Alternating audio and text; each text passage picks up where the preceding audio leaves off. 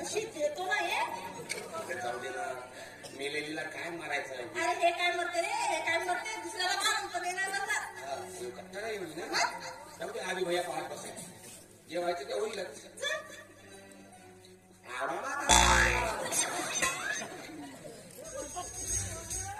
आधी थांब, कुठे निघाला? अरे माझ्या दादाला जेलमधून सोडून आला त्या माझ्यासोबत. अरे खड्ड्यात गेला तुझा दादा, आधी तू सुद्धा जास्त अभाव बोलायचं नाही.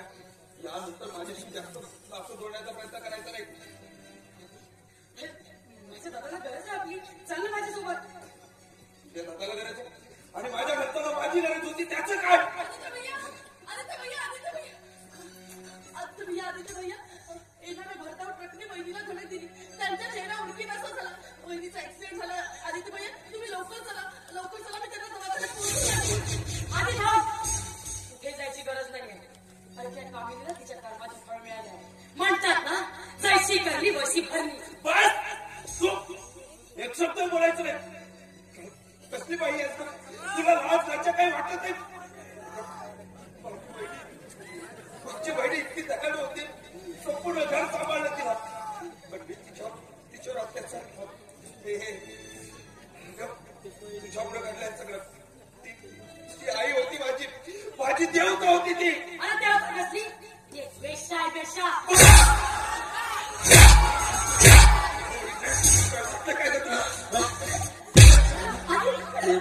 यानंतर जर माझ्या वहिनीबद्दल एक शब्द उच्चारले ना, जिवंत सोडणार आहे तुला. स्वतःसारखी सगळ्यांना समजत. तुझ्यामुळे घडलंय सगळं, तुझ्यामुळे घडलं. तुझ्यामुळे मी माझ्या रक्ताच्या माणसाला दूर केलं, माझ्या वहिनीला घराबाहेर काढलं. हे सगळं तुझ्यामुळे घडलं. तुला म्हणून काय उपयोग आहे? जितके दोषी तू आहेस ना, तितका दोषी मी सुद्धा. माझे दादा या जगातून जाताना माझ्याकडून त्यांनी वचन घेतलं होतं की मी या घराला सांभाळेन. तुझ्या राजाला लागलो आणि या घराचे 3 ते बहिणीला घराबाहेर काढलं.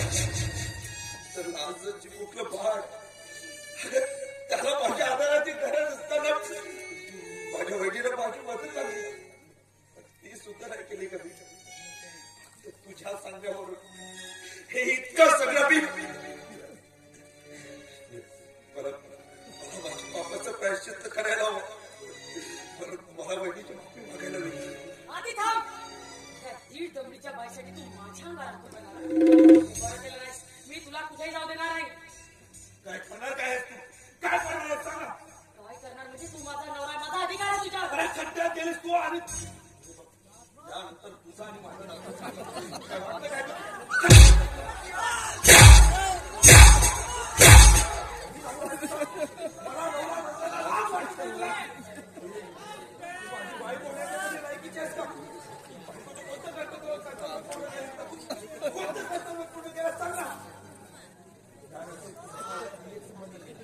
मी तुझा नोकर आहे आणि तू माझी बायको आहे. मेलीस माझ्यासाठी, तू मेलीस आजपासून.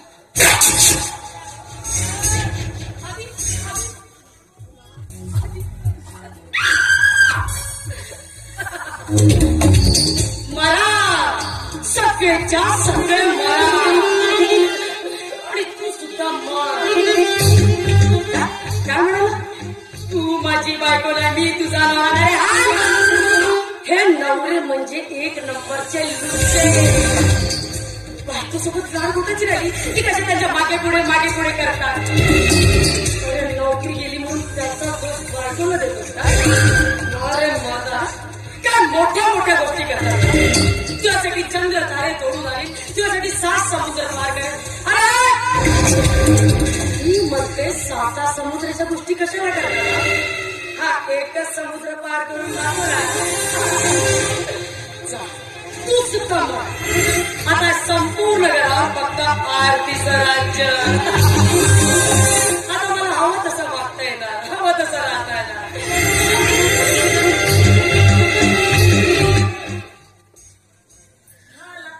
कळी चालणार. बरे दादा, आता तुम्हाला पळवायला लागेल ना.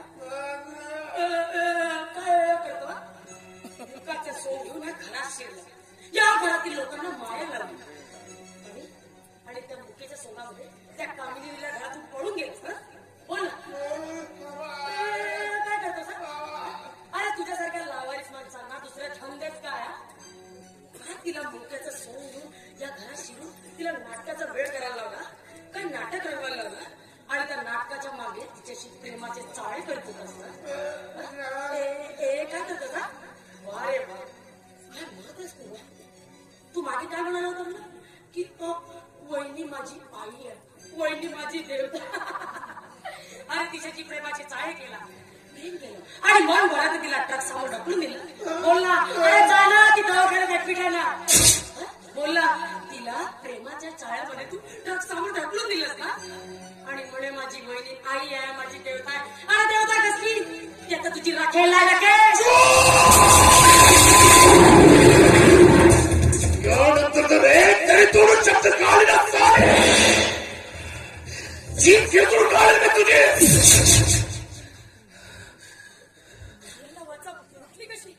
ती तू बोललीस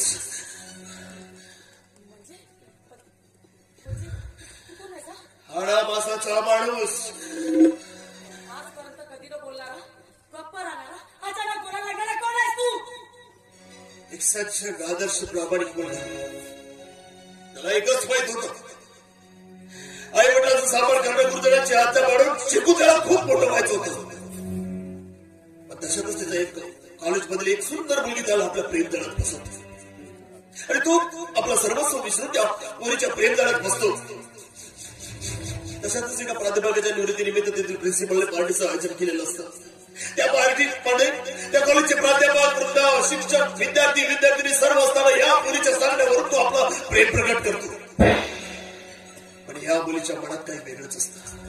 ती सर्वात समोर येऊन सांगते की या मुलावर प्रेम करणं तर सोडाच, पण मी याला ओळखच सुद्धा नाही.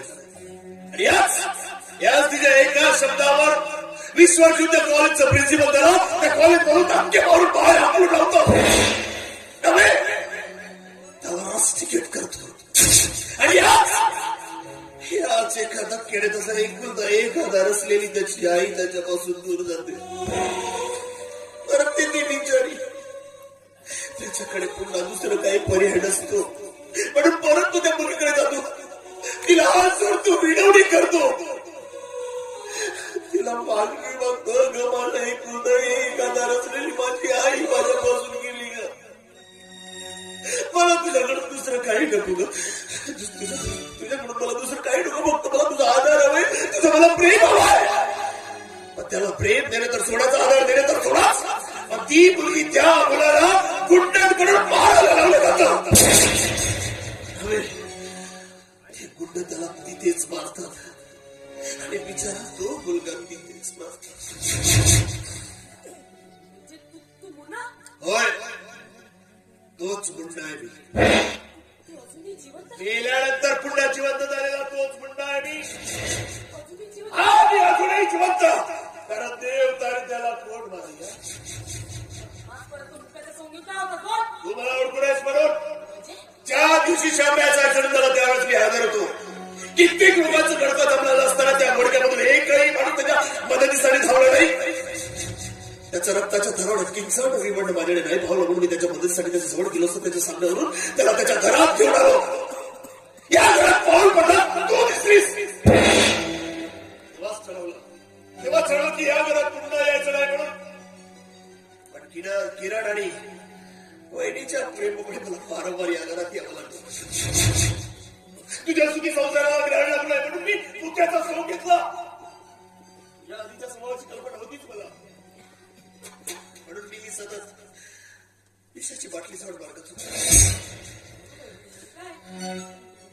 काय करणार आहेस तू? काय करणार आहे? कोण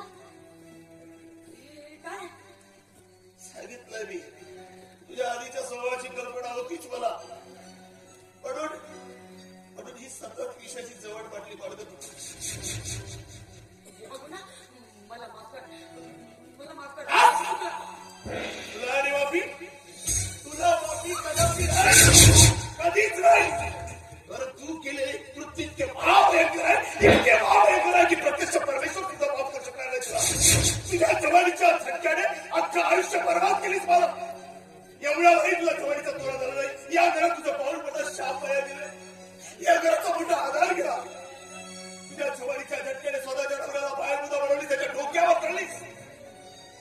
स्वतःच्या दिनावर भावासमान असलेल्या स्वतःच्या दिनावर बलात्काराचा आरोप लावायला मागे पुढे बघितले. बहिणीचा बाळ म्हणून तिला पागल बनवून जेवढ्यावरही तुला समाधान झालं नाही तर तिला या घराच्या बाहेर बसून लावलीस. खूप चढलीस, खूप चढलीस.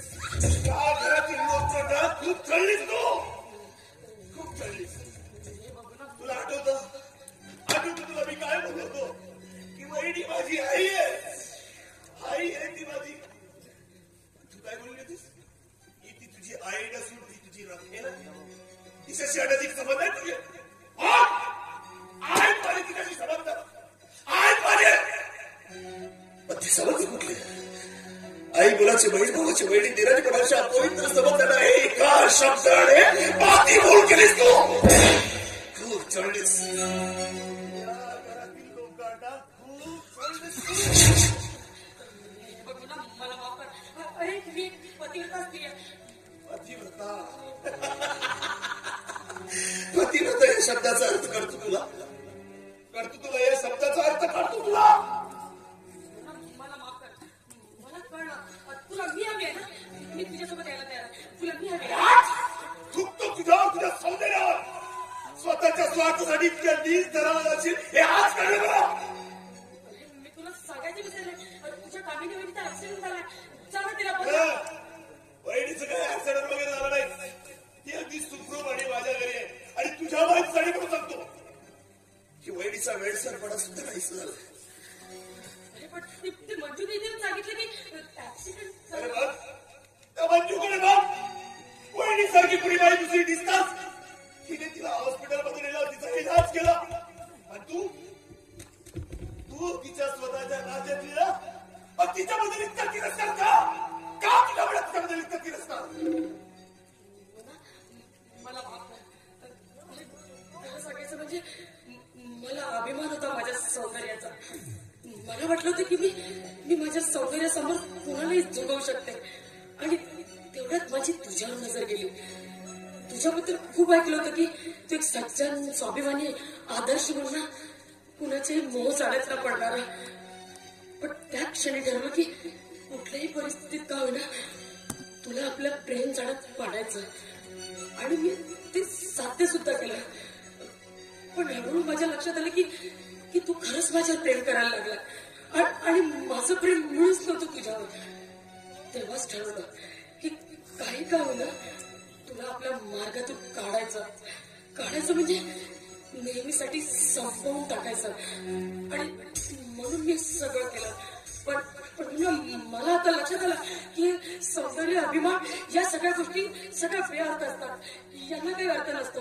खरं म्हणजे तू सज्जन, स्वाभिमानी, आदर्श बस. सज्जन, आदर्श, प्रामाणिक पुन्हा केव्हाच मिळाय. त्याचा तयार झालाय शैतान पंका. शैतान पंका. बघा शैतान काय करत ते. बस खूप जगलीस या जगामध्ये, खूप जगलीस. आता तुला या जगात जगण्याचं काही अरे जर तू पुन्हा या जगात जगलीस तर माझ्यासाठी निरागस 20 पाप कुणाचे कित्येकाचे संसार त्याचे जीवन दोस्त करशील. पण तुला या जगात जगण्याचं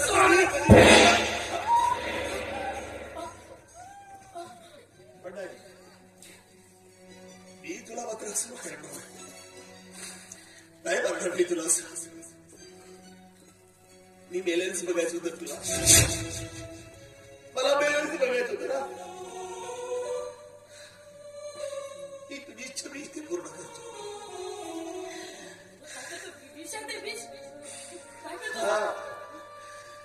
विशेष आहे पण मला मेलेन्स बघायचं होतं तुला.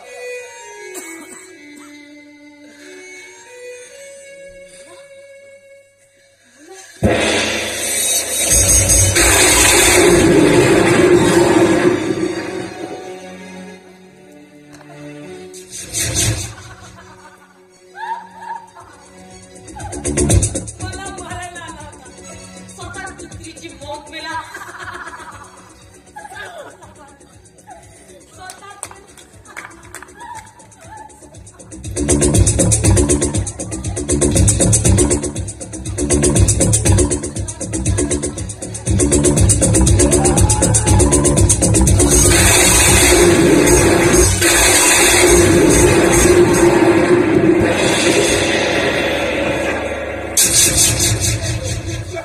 काय केलं ते?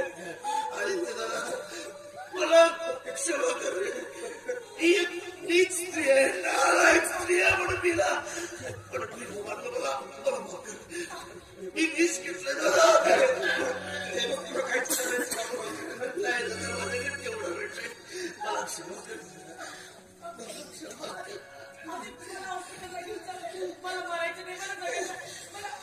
अरे हा नाही वाचणार मी तुला.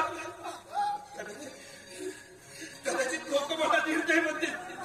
चालेल, माझ्या बहिणीचं लहानचं भांडण मारलं ना तुझ्या भावाला, त्याची साथ दिली.